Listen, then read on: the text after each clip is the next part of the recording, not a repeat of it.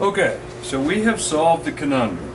I've only done a little bit here, but I am about ready to start ranting again and thanking Jackie Schmidt for this idea. But the key, I just see no issues now. The absolute key is the pre-fire forming of these cases. I put my first one on here and it just did everything. There's nothing even... So, earlier I talked about how I tape.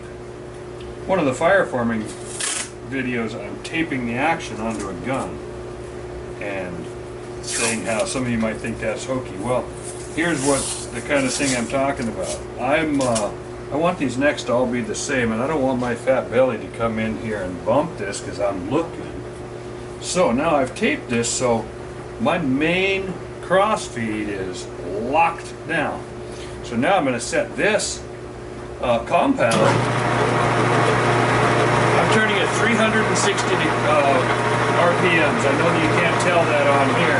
I'm just going to play with this compound, and when I get it, I'm taking the dimension, taking the measurements right in the lathe.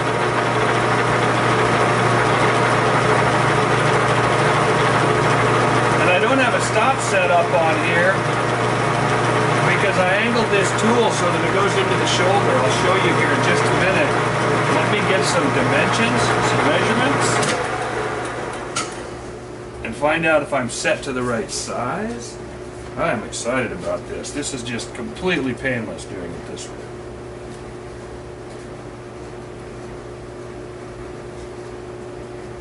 The only thing hard is getting in here to find a reading, because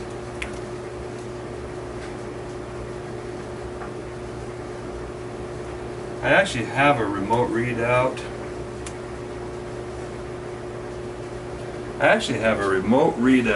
For this,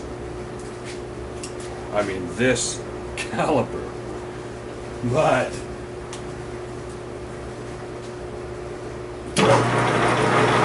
just because of these fudgy situations like this where I think, man, it would be nice to not have to go down in there and shine a light on this subject. Now I'm going to show you exactly what I'm talking about.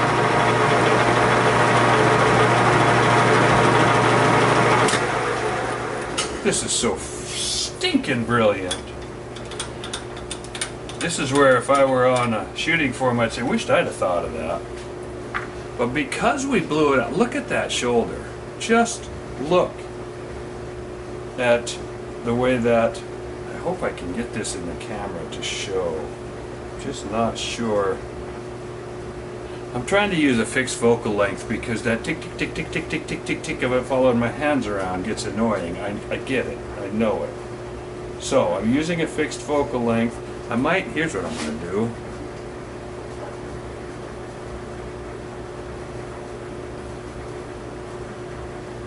Probably have to adjust the light now. Lighting's hard. This is where if there's any camera people watching this, they're going, yeah, duh. You're breaking all the rules. I know that. And see, here's now where I'm feeling like I'm going to bump it. I want to rest my elbow on it. And I can't.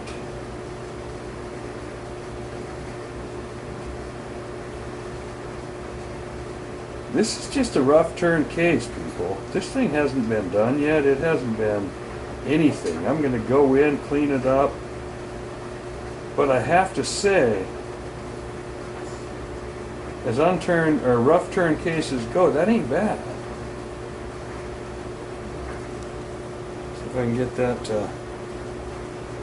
But now that this has been blown out, and that is the key to the whole paradigm, the whole equation. Now that this has been blown out, slapped out, all of a sudden we now have a completely even surface to work with. So I didn't have to set up a stop. I just run up until I get this feather into the shoulder. And this feather into the shoulder, based on my experience for many, many years, I've dug in nicely. This in the life I have of this case, which is going to be between 30 and 80 firings, it won't grow a donut. That's spectacular. That's special. That's awesome. That's great. That's pick your overused superlative. It is all that. So this is a great thing. So now you run this in, you back it out, just enough to, you can't see it, I'm trying to get it to show, but I can't. Just so that it's slack in here, and again, because it's blown out, it's perfectly concentric. This thing should spin up. Look at that, it's got nothing. And now I run this in,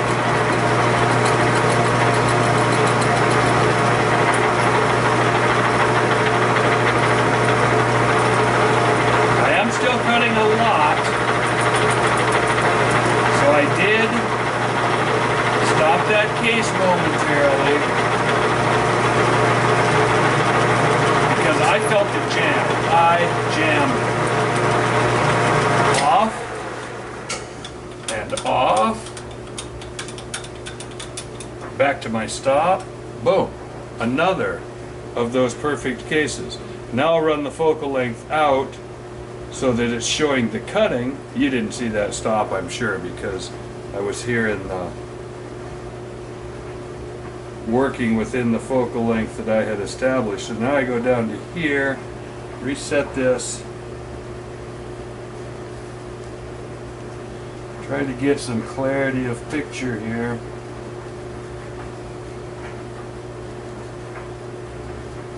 Now let's go ahead and turn a few.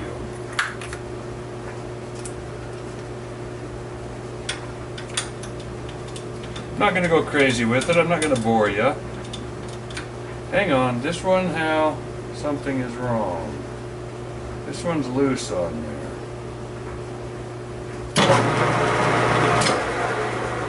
What happened?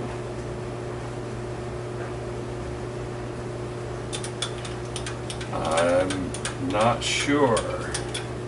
So that's why I'm documenting this. That one there went on loose. What did I do differently with these? This one's going on nice and tight. Those of you that know how to run the manual lathe will see what I'm doing. I'm running the wheel out here a little past and then let it sag back, and it sags back and gives it that clearance right there. Now you should be able to see this.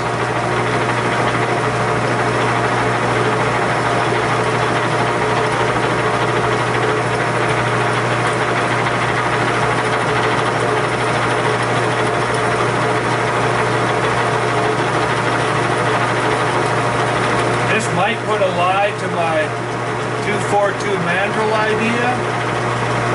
I might find out that's not enough neck tension, but that's easily remedied.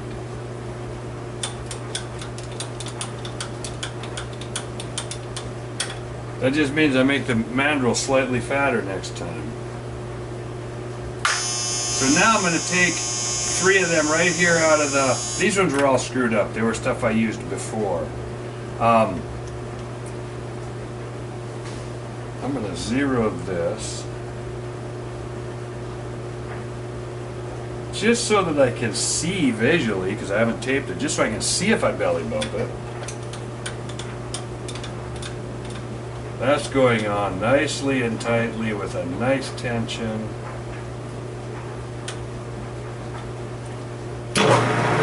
This should be all that.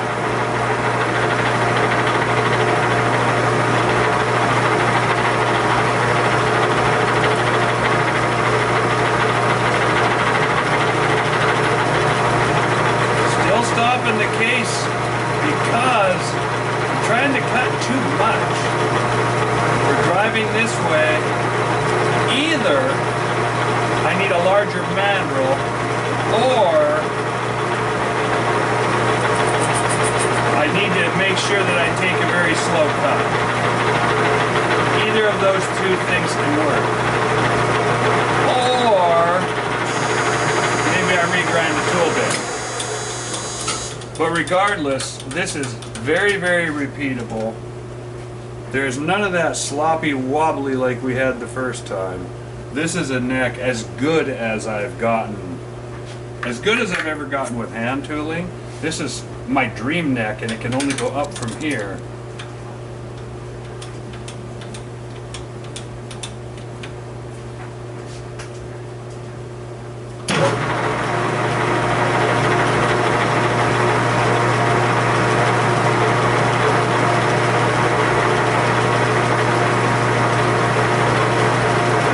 And I'm showing you a few just to show you the size of the curls that are coming off.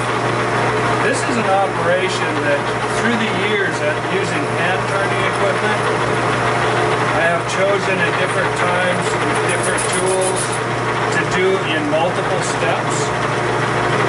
I'm knocking off enough size here, I'm cutting enough that a lot of the methods I've used would require that I do it in what's called 2 passes or even 3 passes, but it's called doing multiple passes.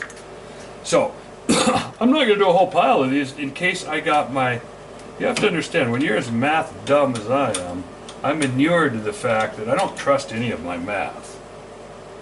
So I'm perfectly capable of doing this whole thing, going in, loading some bullets and finding out I went the wrong way.